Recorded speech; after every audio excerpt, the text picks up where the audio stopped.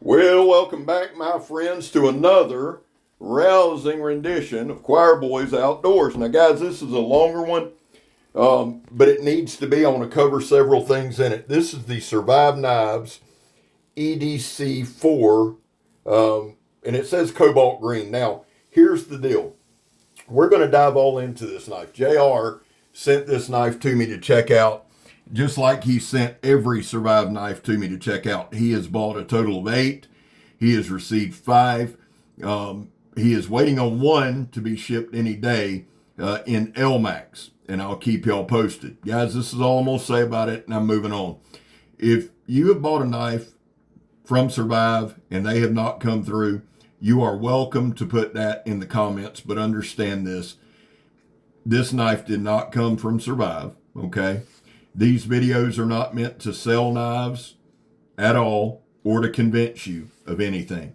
When a subscriber sends me a knife, I'm not only going to review it, I'm going to do it with a clear conscience, and I'm going to do it to the best of my ability. Doesn't matter the maker, doesn't matter where it's made. I'm tired of defending it. I'm tired of defending any of it. This is the last time I'm saying it. I say it with a heart of love and appreciation to everyone. This may not be the channel for you, okay? I have my causes. I stick to them. Now, I was told that not long ago, and this is what spawned this conversation. Typically, I don't let crap bother me, and this didn't either. But when somebody comes on here and leaves a 2-paragraph thing saying they've lost all respect for me and they've unsubscribed, one, here's the thing. I don't know what kind of feminine shit you're on, but you don't have to leave some kind of message. Just leave. That's the first thing.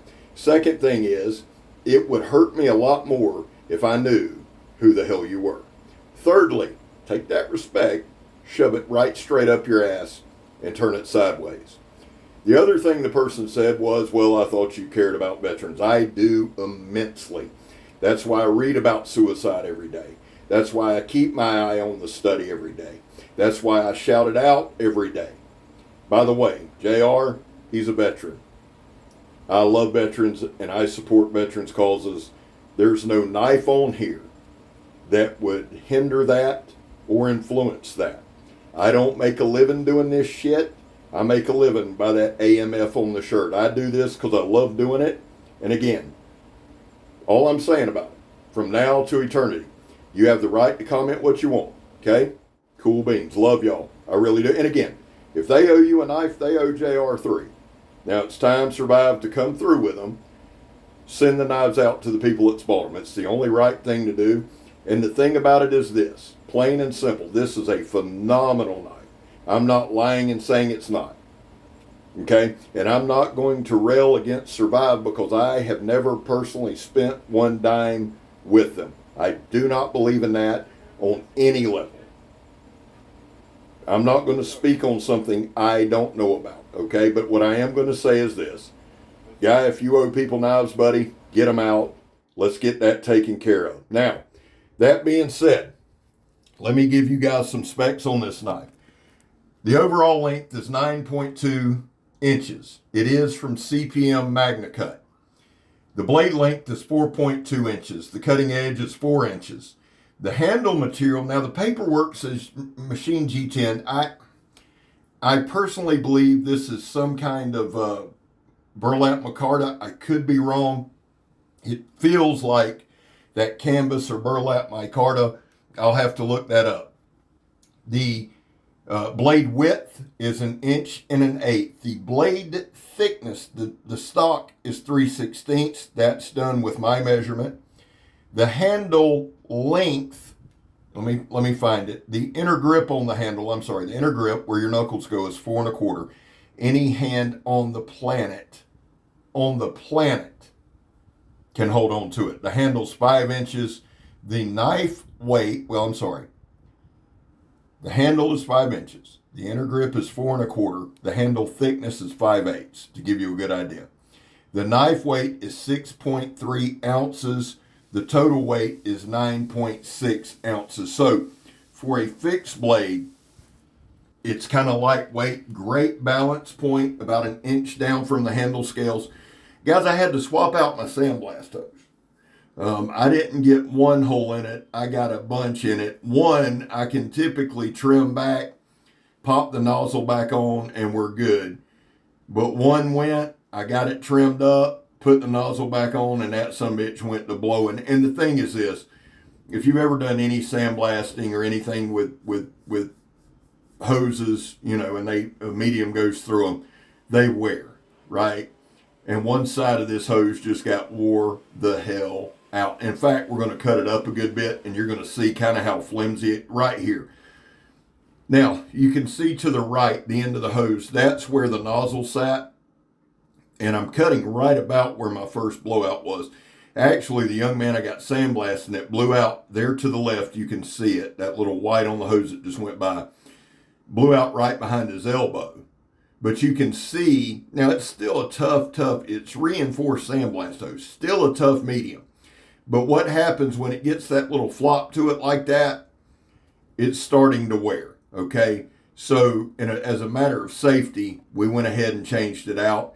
It was a good chance to show you cutting some zip ties. And then we do kind of an accordion cut where you see I just cut it. Now here's a good look at the knife. Let's look together real quick.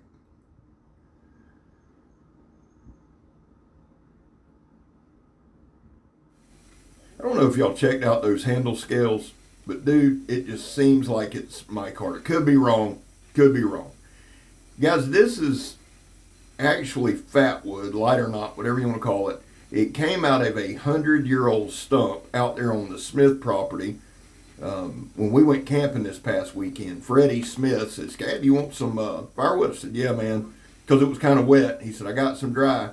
And then he gave me a big, solid hunk of this stuff right here.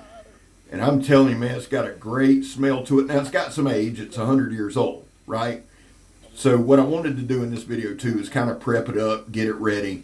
Definitely taking some to Blackie's. I'm going to bag some up and probably send it out to some different folks. Florida has some of the best fat wood, light or not, on the planet. As far as this knife goes, guys, you know, if you take all the stuff with Survive Out and you just focus on the knife, the guy makes a phenomenal knife. This one's no different.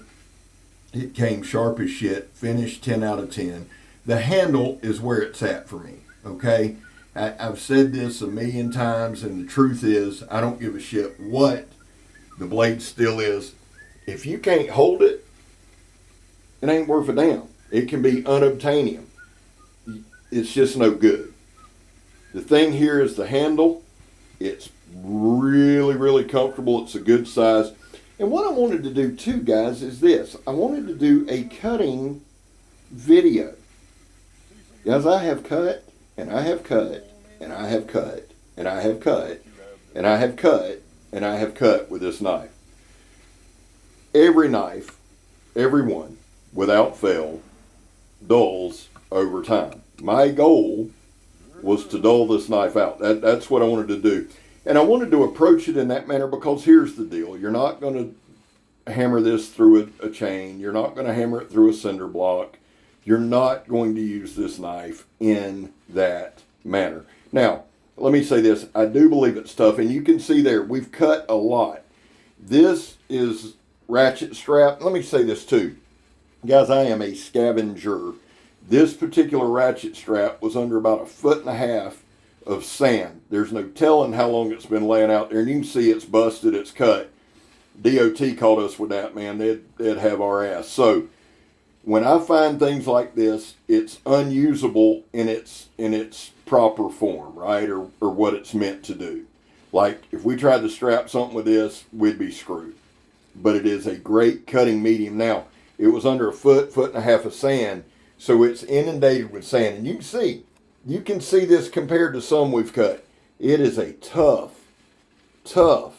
cutting medium, and we're just keeping going. I want it, look, you see the sand come out of it there. It's a tough cutting medium. The knife handled it very, very well. You see the tear in the stuff there. And again, I tried to find some things that you don't just blow through, right? The sandblast hose. Now, even though I said it's kind of wearing out, it's kind of floppy, you've got to realize, guys, steel sandblast hose. Ratchet strap. It's been in the dirt forever, under a foot. It is still ratchet strap. Now, the other thing I want to do is show some of the versatility. And you see where my knuckles are there? That's the inner grip.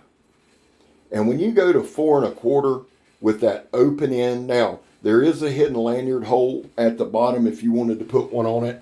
I'm not a huge lanyard guy. If I'm going to do some stabbing or something like that, or chopping, I would. This is not a chopping knife at all. You could definitely stab with it. It's a nice drop point there. It honestly, well, it almost looks kind of like the modern modified clip, but I believe that's either a drop or a spear point. And I get those two confused at times, so I apologize about that. The spine on this knife is very well rounded. So you don't have that traditional 90-degree spine that you would on a bushcraft knife. What I do love about that rounded spine is just what you saw there. I can use my thumb. I can apply pressure where I need to.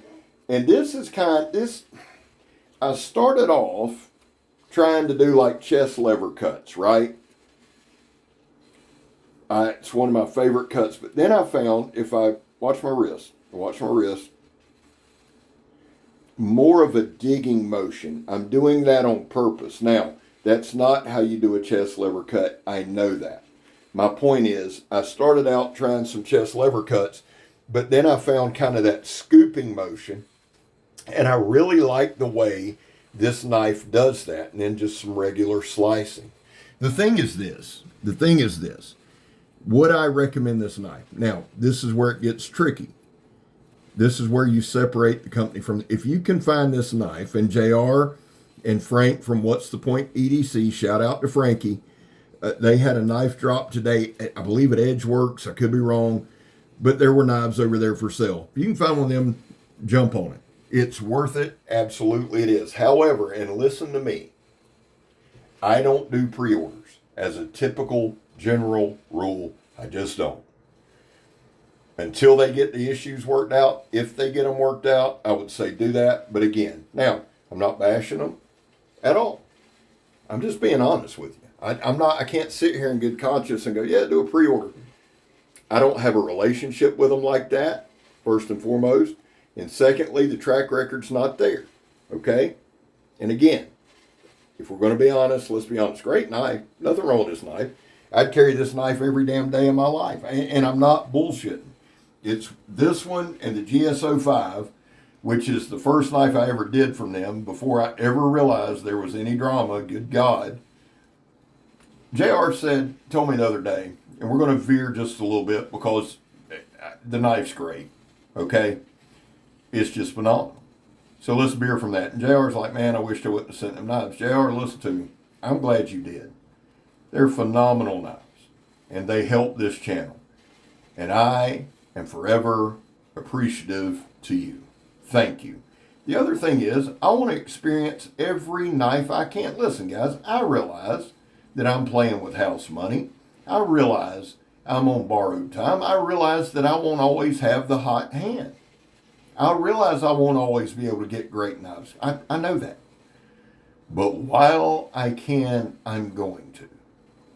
And I'm going to do my best with them. So JR, thank you. Guys, listen, this is the most important part of this video, hands down, bar none. There was a time in this country where 22 veterans a day took their own lives. Now, the numbers are still anywhere from 15 to 29. That's the actual numbers.